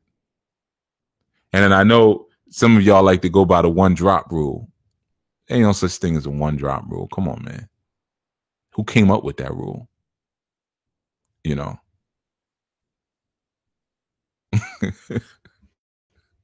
So just look at the things that you're attached to. Look at the things that you're holding on to and really ask yourself if you are prepared to establish a sane civilization inside of your mind, you know, with balance, or if you're holding on to things that are going to keep your heart heavier than that feather, because your heart got to be lighter than the feather. It's got to balance out, or just as light as the feather. But if certain things that you're holding on to are creating an irreconcilable force inside of you, and you just keep skipping over it because you can't reconcile it, but you just, you know, you're fine with maintaining that inner conflict because you're exaggerating certain points and feeling like you have to hold on to certain things that you came in with, then it's going to create a problem. You know, certain things you may not need anymore. And a lot of times that's a part of growing, you know, that's just a part of growing up. And it's hard. It's hard to let those things go, man. It's hard to I'll give you a good example, man. When I first came into consciousness years ago, remember, well, I can't even say first because I've been on it since I was a little boy, but there was a particular book that I read that really kind of like, it took it in a different direction, and that was the autobiography of Malcolm X. And I had read it before, but it didn't hold the same for me. And I read it again. And after I read that book, man, oh my goodness, that was a dangerous book for me, boy. I was walking around with a sort of shotgun underneath my sheepskin. And back then it was a sheepskin. I would walk around thinking I was Scarface. Because I read that book and I was like, yo, I'm ready to kill one of these old fays and keep it real.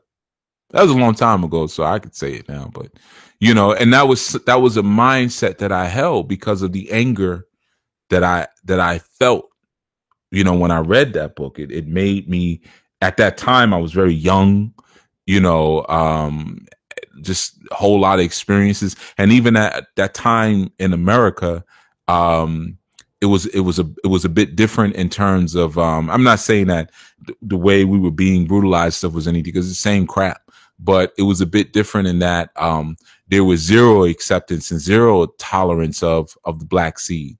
You know, we ain't had no Cosby Show, and I don't even know if MTV was out yet, you know, but no one, you know, black people hadn't invaded, quote unquote, everyone's living room yet through TV. You know, there was still some staunch separations. I mean, even you look at the early hip hop videos, they ain't had no black girls in the video. It was always white girls.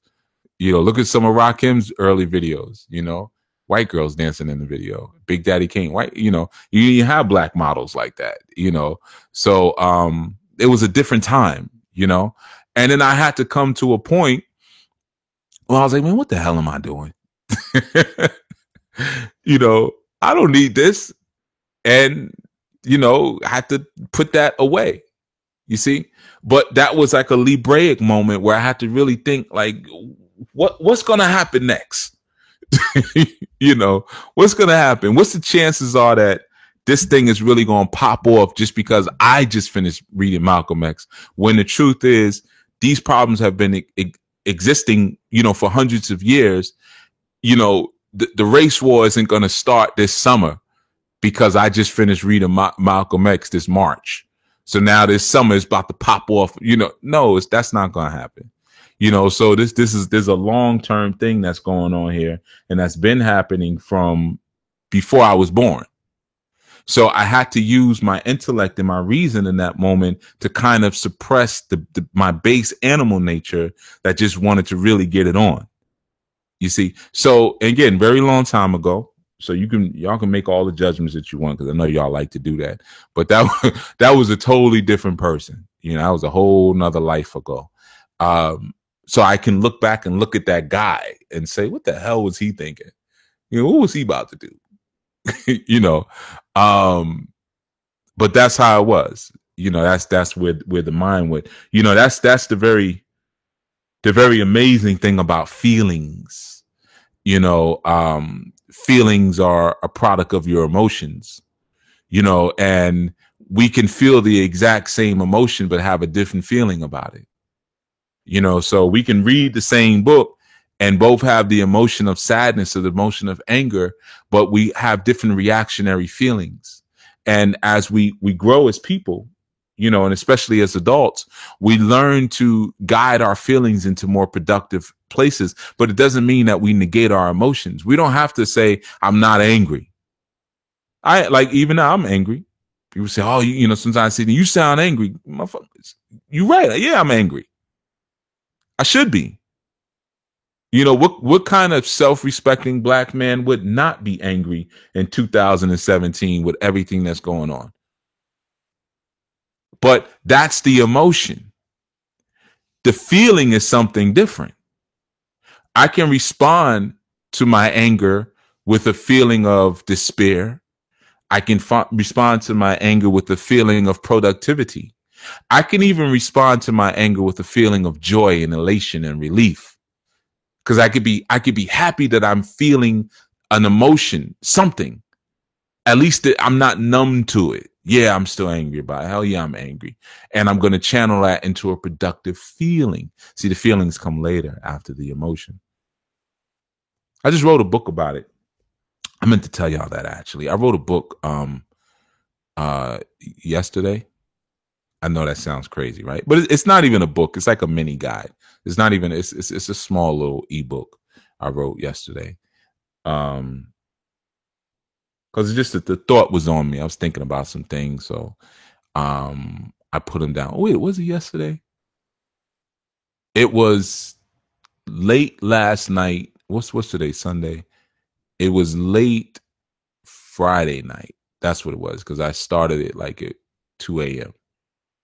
Yeah. So I consider that Friday. It ain't the next day till the sun comes up. So late Friday night, I wrote this book, or this mini guide. I'm calling it a guide, and it's on Amazon. But yeah, I wrote it, edited it, uploaded it in like 24 hours. But you know, I'm speaking about that. You know, learning how to control what comes out of your mouth by learning how to control your feelings by properly identifying the placement of your emotions. So you could be able to say, yeah, I'm angry, but okay, now what happens next? Well, the feeling happens next. Well, what feeling do I choose as a product, as a byproduct of my anger, right? So it's that interplay, you know, between being able to have that intrapersonal intelligence where you can control what it is that you're saying. You know, you can control what it is that you're feeling, you know, in that sense. And that becomes important when you're trying to be effective. So the Libra, again, it causes you to kind of discharge some things that you may be carrying that makes no sense, and to look at the foundations that you've laid and why you've laid them, and what needs to be approved at this point and what needs to be vetoed. You see? And one of the things that's real cool about the Libraic aspect, you know, is because you're renewing your own integrity. You're renewing your integrity, you know, and what that means is you're learning to trust yourself in this time. You're learning to trust yourself, because a properly balanced chief always speaks from a place of objectivity. It's never personal, you see, which makes them more trustworthy, you know, because they're not trying to justify themselves. with anything they're saying, and they're not trying to commit others to any particular way, because the principles of whatever it is that they're discussing never involves any of their personal considerations, and those personal considerations will never interfere with anything that needs to actually happen. You see? So you become that person in this moment where you can look and say, well, let's look at this objectively. Like when I brought up just now, and I noticed I dropped in listenership when I said it, the Colin Kaepernick example. I lost some people because let me see. We had 60 listeners and it dropped to like 51. And now we're like under 50. They ain't like that. They don't like that so much. But yeah, it deals with becoming trustworthy in that sense, because of your ability to remove outside of what's irreconcilable, and really, come into a place of, like I said, you're centering on the objectivity. You're centering on that trust and being able to look, like I said, looking at Colin Kaepernick or the interracial thing and say, okay, what do I really feel in the middle of this? Let's look at my intellect, my rationale. What does my rationale say? And what do my feelings say? And let's look at, if we look at them both together, now let's apply rationale and let's apply feelings and let's apply it to what the mission is and I'm trying to actually get done. See, this takes us back to the Prince Machiavelli. Right? We're choosing efficacy over righteousness, or we're choosing what's effective over what we consider to be good. It's not good to do that. Yeah, but does it work? Let's look at what's working, because then maybe what's working is what's good. And maybe what's good is something that somebody programmed inside of you to keep you from actually being effective. Maybe. Let's look at it objectively. Let's look at the comments that Mike Vick and Floyd Mayweather said about Colin Kaepernick.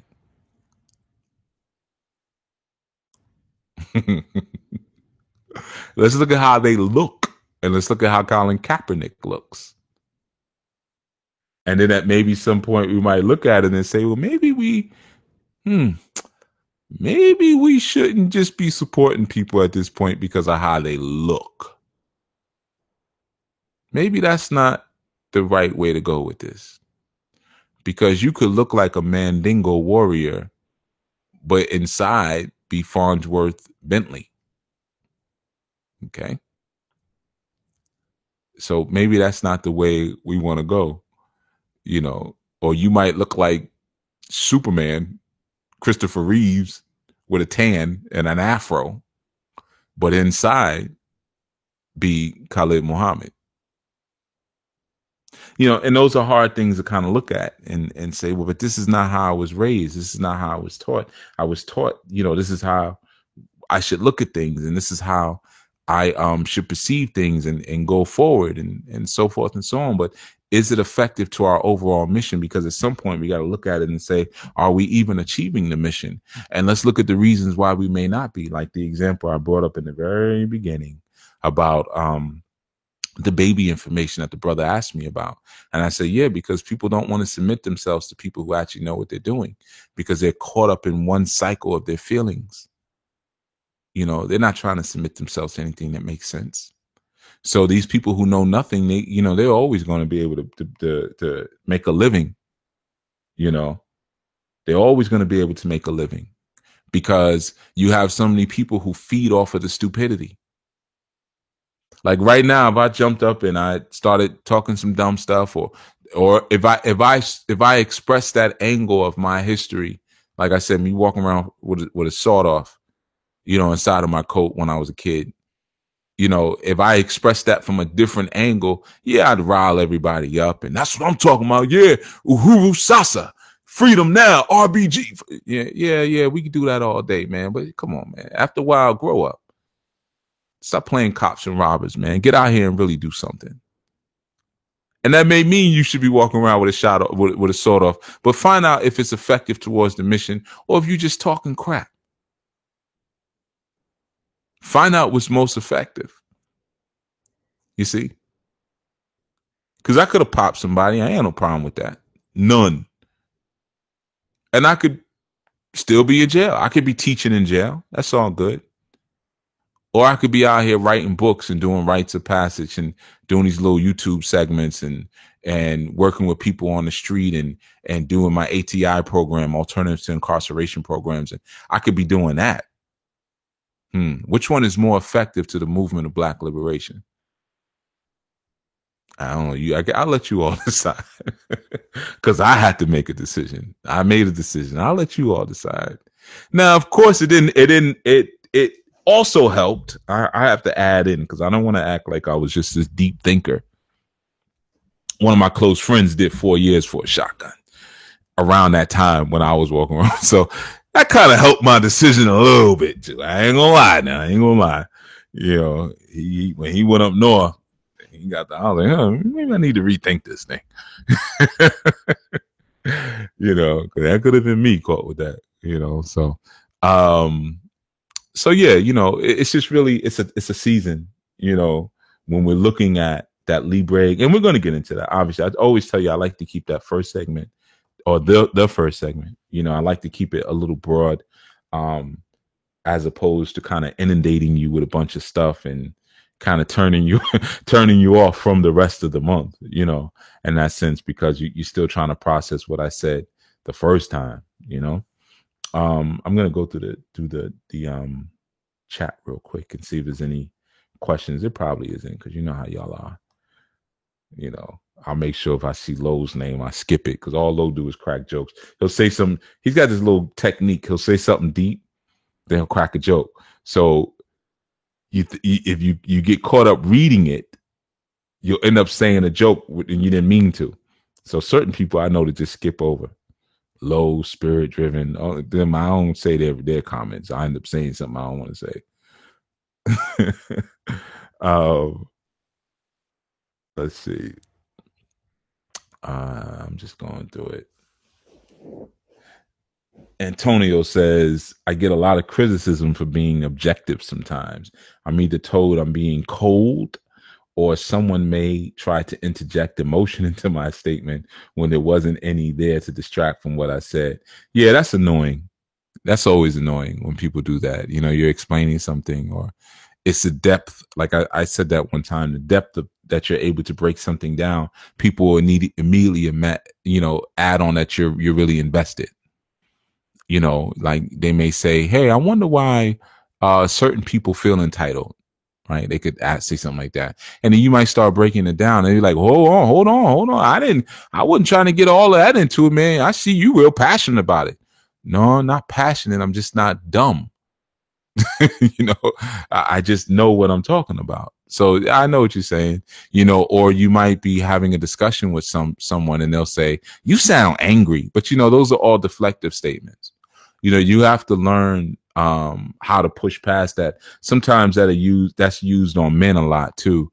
You might be speaking to someone in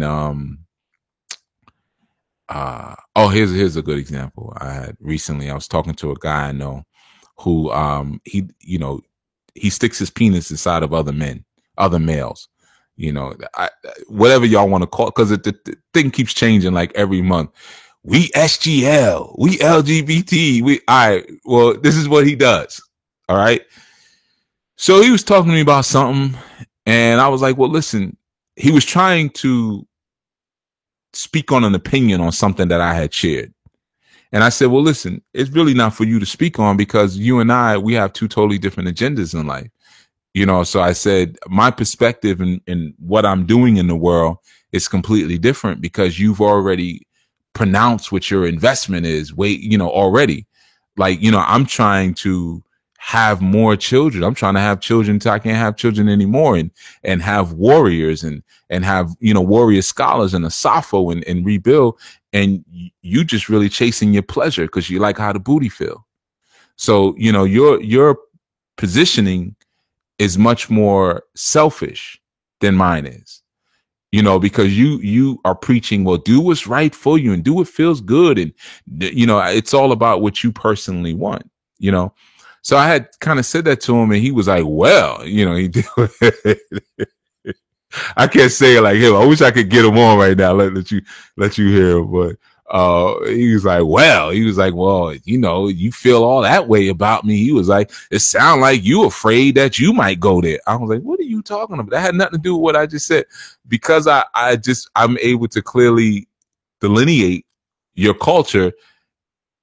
Out of that, you get it sounds like that I'm afraid that I'm gonna go gay, that I'm afraid that I'm gonna want some penis one day, you know. And I know what you're saying, Brother Antonio. It was the same type of, like, he's trying to, because he couldn't win on the logic and on the reason, so he injects something else which is supposed to throw me off balance and then get me upset. You know, and then, you know, so he then tried to hit me again when he was like, well, maybe it is that you have, you might be homophobic if you have all these opinions. And I was like, well, I'm not scared of homos. I said, I smack a homo in the face like I smack a hetero. You can get your jaw broke like anybody else. Oh, yeah. You know, he's doing all this other little extra stuff. But, you know, it's funny to me because it's just like, would you just stop? You know, would you knock it off? But that's, people use it as a tool because sometimes as adult males, we don't have control over our own emotions. So it doesn't take much for people to derail us. So it's almost a good thing, Brother Antonio, when you're speaking to people like that and they do things like that, because it lets you know where you are. Right? Because, like, say if he would have said that, well, maybe you want some da da da da. If I was more immature, I might have smacked him in his face for saying something like. There was a time in my life he would have got smacked in the face for saying something like that. You know, telling me, but you know, when you're able to get through things and you mature through certain things, I listened to what he said and I said what I said, laughing, like, oh, okay, so now I want pinus now because I'm able to, because I've actually taken time to break down what it is that you do, and you've never even thought about it. You just did it because it felt good. You know, so now because of that, I want pinus. Does that even make sense to you? You know, but I'm laughing as I'm saying it, you know. So a lot of times, sometimes those type of individuals are good because they let you see, you know, how far you've really come or some of the things that you may still need some work on. You know, so it's okay, you know, and that's all across the board. Sometimes you'll have women as a man who know how to push certain buttons and, you know, they may say certain things to you that you may not like. And, you know, that's why I should have got with so-and-so. He had money at least I wouldn't be living up in this raggedy ass, you know, stuff like, and you got to learn, you know, how to kind of really put your ego in check. That's what it's really about, and understand that nothing is ever personal because everyone that you're speaking to is a reflection of you. So just like me speaking to that gentleman, the things that he was saying to me were probably, you know, as far as the nature of it, probably the way I spoke to someone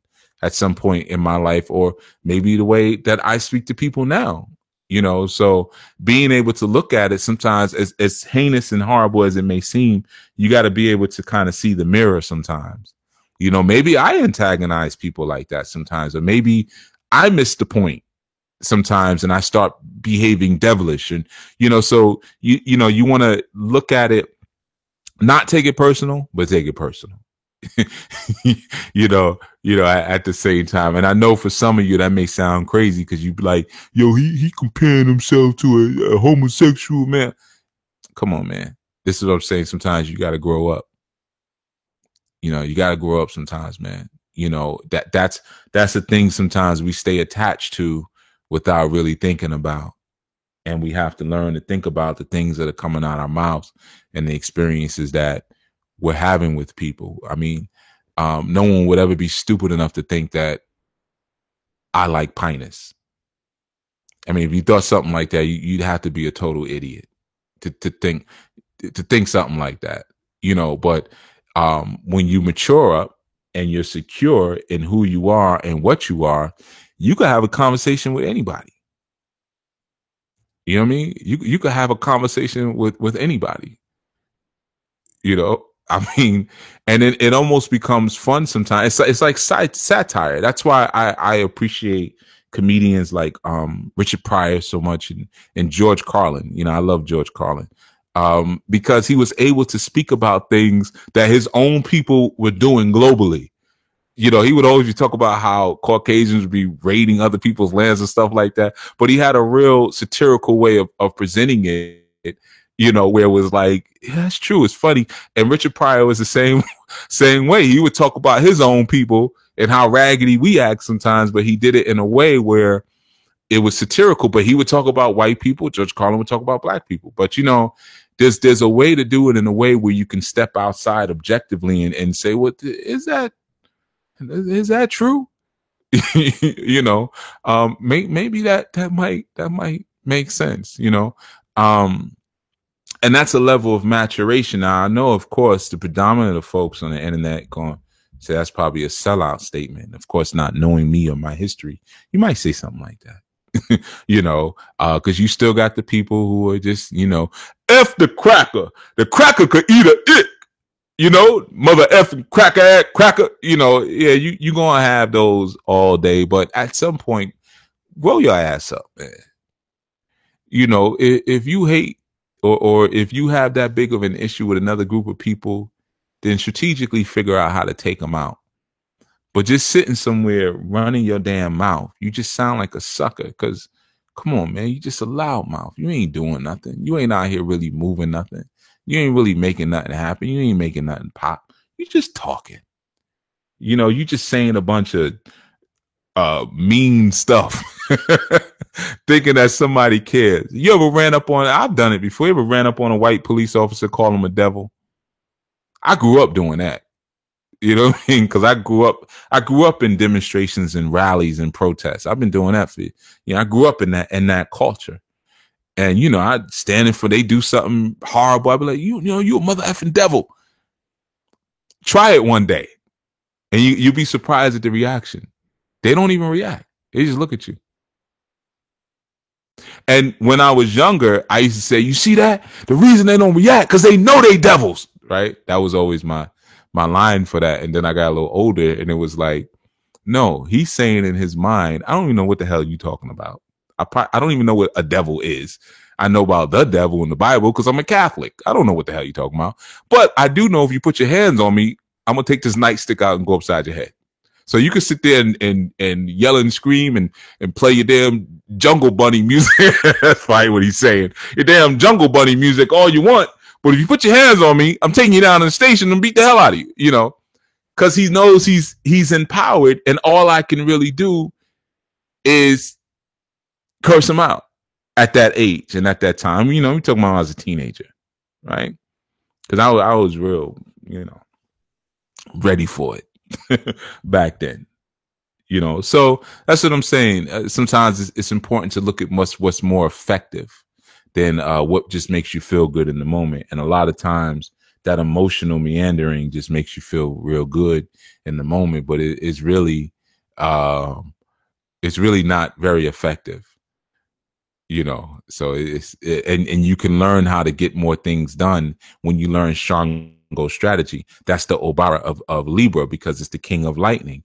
So you're learning you can use the blunt force of Ogun, but that doesn't always get it. Sometimes you have to learn to use the strategy of Shango to get the objective done. You know, let's see. Antonio says kind of like in the Karate Kid with Jaden Smith. When Jackie Chan explained the snake was mimicking the woman because she was so mentally clear, it saw its reflection in her. Yeah, okay. I never saw that movie, but yeah, I could go with it. That sounds good. Yeah, I can go with that. You know, that's another good example of perspective. If any of you've ever seen the first Karate Kid with Ralph Macchio, the never aging Ralph Macchio, because he was like 50 years old when he did that movie. But if you look at it from a real perspective, you know, sometimes I like to watch movies with the sound off. Right? When I watch a movie, I watch it usually about 5-6 times. I like to really study art. And the first time I watched it with the sound off, I realized the antagonist in the movie was him, Danielson, the Karate Kid. It wasn't the other guy. I think his name was Johnny. It wasn't Johnny. Daniel was the actual bully. He moves into a new town. You know, he over there trying to talk to another dude's girlfriend. Then when the dude was like, come on, let's go, he hits the guy. Because you got to really look at the scene. He's the one who hit him first. Then when the guy defends himself, because he's a martial artist, Daniel's son then gets Mr. Miyagi to train him in karate so he could beat him up even worse at a tournament. It's all about perspective. It's all about perspective. But sometimes when you watch things like that and watch them the right way, you see the ideas that Hollywood is trying to instill in your head, you know. And FXRBES, here we go. It says, you said Obara of Liber. Couldn't get what that word was. That means you tuned in late. Yeah, I know how you do. You tuned in late. All right, so we're going to get ready to get out of here. Like I said, I wanted to keep it light for the first segment. You know, today is the men's call for all of the men. And come from Jersey thinking he hot. Yeah, he remembers. Yeah, today's a men's call. It actually just started about 2 minutes ago. So feel free to tune into that. And there was something else I wanted to mention that is slipping my mind right now. I don't know. Maybe it'll come back another time. But yeah, the men's call. And of course, you know, all month we're going to be building on Libra. I kept it light this Sunday, but we'll get into more of the esoterics of Libra, of course. But you know, a lot of times, like I always say, I don't like to lead with the esoterics, because you have to have a basic examples before you go into the mysticism or something, because you end up confused. You know, so get the foundations first. And you notice the foundations, I didn't hit you with the astrology of Libra, because that will be considered the esoterics and the mysticism of it. But we're going to get into the basics of it. And then you go into the abstract. That's how you do it in balance. But when you start with the abstract, you'll have something. Well, you'll think you have something that you don't really have, you know. And that can be problematic. So you want to always get the root first. And Mama Sadaka asked, peace, Baba, is there a sister's call planned soon? Yes, there is. We're working on it now. One of the things that we needed was a coordinator for the sister's call, so that it could be done in a way that is rightful and in order. All right. So no, I didn't forget about you sisters. But we got to make sure that whatever we do and whatever gatherings that we have, that we're moving forward in purpose, and we're not just kind of meandering and stroking the parts of each other that should not be stroked. So, you know, yeah, it's not as easy as just throwing out a phone number and say, all right, y'all here, y'all can use this conference line. There's actually a bit more planning that goes into it. So that way, by the time y'all do get on the phone, it seems like there wasn't any plan. It seems smooth. You know, that's the way to do it, you know. Antonio says, I usually root for the villain because that's the one I'm told I'm supposed to hate, but I usually find him to be the one being antagonized by who I'm supposed to like. Yeah. You look at movies and, you know, yeah, you'll see, especially around that era in the 80s, you know, the U.S. was doing a lot of bully moves, and they were telling you what countries you had to hate, like Russia and Germany, and you know, so they presented certain propaganda in a very intelligent way, so you wouldn't be able to pick up on what they were actually doing. Yeah. So and the same goes today. You're always being told. There's never a time in this country that you're not told who you're supposed to hate. You always know who you're supposed to hate, you know, and then it's reinforced through media and it's reinforced through propaganda. You can't even make a decision on yourself. One of the coolest dudes I've ever known, I used to work with, was a Russian dude. I'm not gonna say his name, but he and I became close friends, and he was like stereotypical Russian. He talked just like, you know, that Wagensbord, you know, I can't, but that's how he talked. But that was my man. We worked together, and he actually was the one who taught me how to do websites properly. at that time, I was what was I doing at that job? I was a network. I was the network administrator of that company, and he was the web developer. And we got real cool with each other. And I was like, yo, and I was running another, of course, a community program. I always had a community program going, and I wanted to build a website for it. This was before you could do them easy now with WordPress and Wix and all that. Back then, you had to do all the coding by hand. And he was like, oh, I'll teach you. So he actually taught me, and he knew what it was for and everything. And he used to read the text on the site. And one day we were at work, and he was like, I don't like white men. And I was like, what are you talking about? I was like, yo, you white. He was like, dude. He used to always say, dude. He's like, dude, I'm not white. I'm not white. He's like, no, I mean, like, the blonde white guy with the blue eyes. I can't stand them. I was like, bro, to be honest with you, man, I don't see the difference. Y'all look the same to me. It's just, you got black hair. He was like, no, it's different. They're like Aryan. And he was like, they think they're better than everybody else. So he had this real issue with people we would call Caucasians. And he saw himself as a Russian to be like, nah, I'm Caucasian. So, and it was something for me to learn, because I'm like, hey man, y'all look same to me. White is white. I don't get what you're really saying. And then he would explain things. He told me about how he came to the country. Him and his family only had $4 and all. I'm like, yeah, I hear you. And I think that was what may have sparked it, because he told me, I was asking him about his life in Russia. And he was like, yeah, me and my family, we came here. We had $4 between all of us, my two brothers and my parents. And we just had to make it work. And I was like, yeah, but you white, man. So they hooked you up with all kind of loans and grants when you got here. And he was like, what are you talking about? It was a long time ago, and he was like, no, we had nothing. We lived in a shelter and this and that. And he was like, and I'm not white. I was like, yeah, of course you white. What are you talking about? And, so that sparked a whole kind of different kind of conversation. And he was a funny dude. We're still cool to this day. He almost made me lose that job messing around one day. Out of the blue, he asked me one day who Malcolm X was. So I said, man, go look it up. I gave him a little bit of, I didn't say much because we're at work. And the head of HR came over to my office, and he was always playing practical jokes. So he pops into my office while the head of HR was in there. He was like, oh, yeah. He was like, Yuya was just telling me about the white devil and all the things that the white devil does. Tell her about it. And then he runs out of the office. That was funny. To him, that was funny.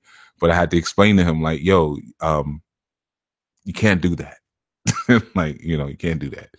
But he was still laughing. I think he was drunk. He's come to work drunk a lot. But anyway, so yeah, a lot of times we're always being told who we're supposed to hate. And when you really sometimes talk to those folks, you get a different kind of angle on the story. You find out some interesting information. Like this Russian dude, if it probably wasn't for him, to be honest, some of the things that we have going in terms of our new may not even be going the way they are, because me having the expertise in certain areas allowed us to move faster than if I didn't, and I had to hire someone for every little thing. And I attribute that to him, because he was the one who got me started and was like, yo, it's not that hard. It's real easy. You could build websites. And I'm like, nah, man, all that coding. And he was like, nah, I'll teach. And he every day would teach me a little something more, so get it where you get it, how you get it. But the bottom line is make sure you get it done. All right. So we're out of here, and I'm going to go to the men's call. And I saw Daniel Xavier ask how he can get on the men's call. All you have to do is sign up for the ministry, which is nothing but a questionnaire at ournewlifeglobal.org, and sign up there, and then the numbers and stuff are sent to you for the call.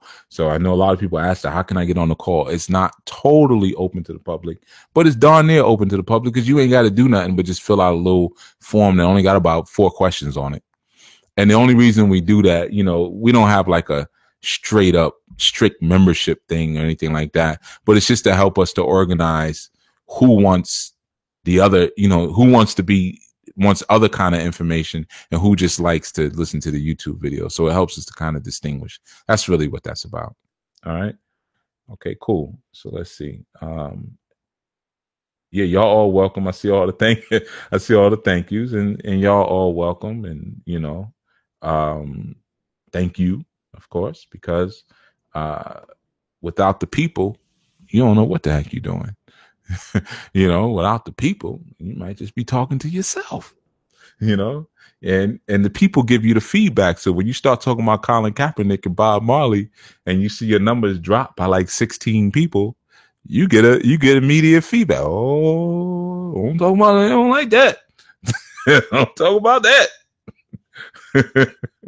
So you get that immediate feedback. So thank you to you all as well. And Mama Sadaka, I did see your comment last show, but the chat had closed before I could respond. I asked if your man was in Anu, and you said yes. Sometimes he listens to the segments. So yeah, man, tell him to get on that men's call sometime. That was going to be the next statement I was going to say, but then by the time I saw it, I couldn't respond. All right, but in any event, peace to you all, man. Be safe today, and be wise, and understand that this is your time for a clever pause. A clever and intense pause. Don't do too much right now. Figure out what you need and what you don't need, and harden your heart a little bit. Be a little objective and impersonal, and get rid of the things that are contaminating your world. With things that are creating toxicities, and the things that are incomprehensible to you, that you cannot reconcile. Put them in their proper place too, but don't just keep holding on to them because you feel like you're supposed to. Or somebody's looking at you, that all-seeing eye is looking at you and expecting you to be allegiant to certain things that make no logical sense. All right. So be careful about where your loyalties lie, even as it pertains to me. Like I said, if it's time to cut me off. I'll get over it. Don't worry about it. I've been broken up with before. If y'all got to divorce me, it's okay. Life goes on. All right. I'll see some of you, or maybe all of you, next Sunday.